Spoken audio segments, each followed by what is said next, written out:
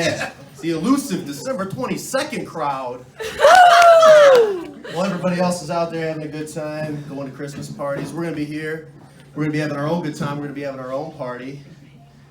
Yeah, so how's everybody doing tonight? Good. You know, I think we're just going to jump right into the festivities. Let's just talk about Christmas. Can we give it up for Christmas real quick? Yeah, that's enough. It's terrible. I don't think Christmas is always going to be terrible. It's just that I've reached the age where I've noticed something kind of sad. My family events are starting to dwindle in size. No. It's been a little bit of this and a little bit of this. If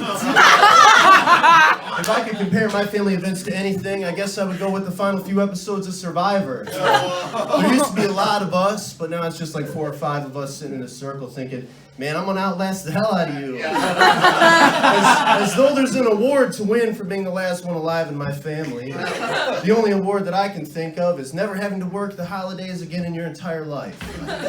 No one, and I mean no one, is going to make the guy or girl with no family work through Christmas. They'll pull 80-year-old Barbara away from her grandkids before they make you work. So I guess you just have to ask yourself, is watching your entire family crumble around you worth the get out of work free card? And my answer is pretty simple, absolutely. I love my family to death, but I hate work.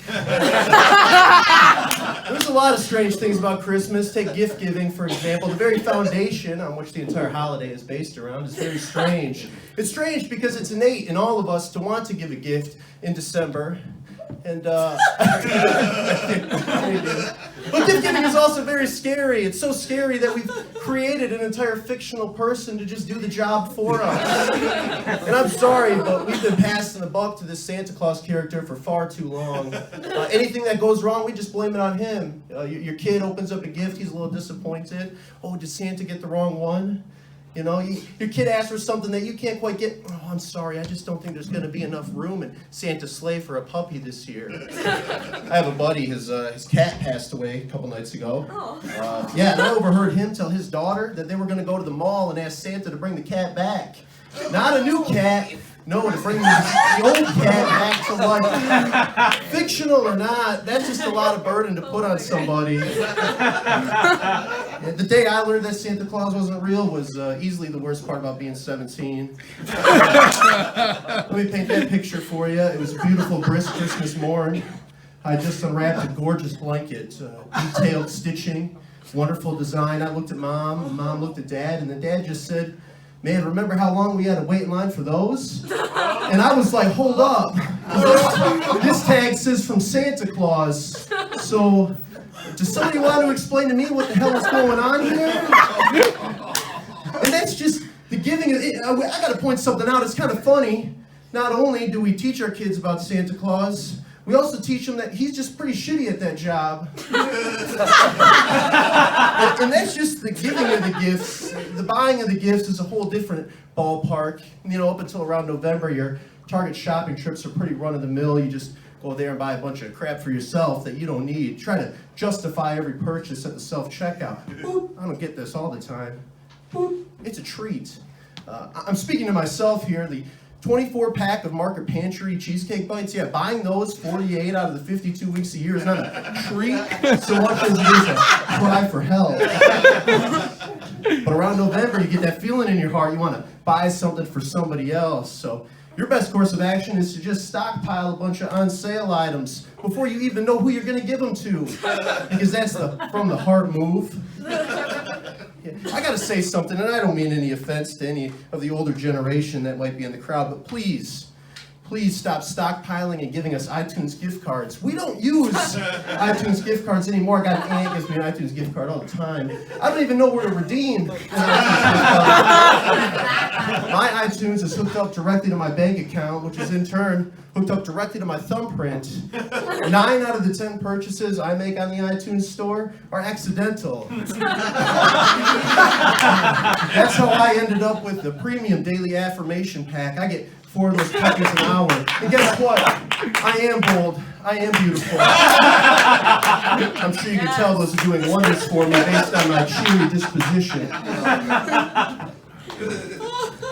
I am sorry I'm a little bit crabby. I just got a lot going on in my life right now. Trying to sell my house, that's the first thing, in the middle of a Michigan December. You want to know what people don't seem to buy each other for Christmas? Houses. It's as if $150,000 of absolutely meaningless debt isn't something you want to give to somebody else. And second, I had the most embarrassing story ever happen yesterday. Can't get it out of my head. See, the hardest part about selling a house is the showings. You don't know when these people are going to show up. I had one yesterday at 3 o'clock. Decided to wake up early and start cleaning, and it was a gorgeous day out yesterday. So first thing I did was opened up my giant living room bay window. This thing is massive. There was kids outside playing on their bikes. About an hour later, I started feeling a little rumble in my stomach, and I got sick. I got really sick both ways at once. Do you guys remember at the start of the show when I said there's been a lot of this and a little bit of this? Well, I was the one of these, so I'm learning to do a lot of things by myself now. And as of yesterday, I will never forget again to check the toilet paper roll before I get really sick. But that's okay. That's okay. I do keep a spare in the house. Any guesses where? Yeah, in the closet, directly across from my now open living room bay window, where the kids are outside on their bikes. I brought a whole new meaning to the phrase DTF. This time it meant dick to floor as I dragged myself across the hardwood, underneath the window to the closet, where I reach up, grab a roll, and drag myself all the way back. I had Home Alone on the television. At one point, me and Kevin just locked eyes, and I thought, yeah, man, I know.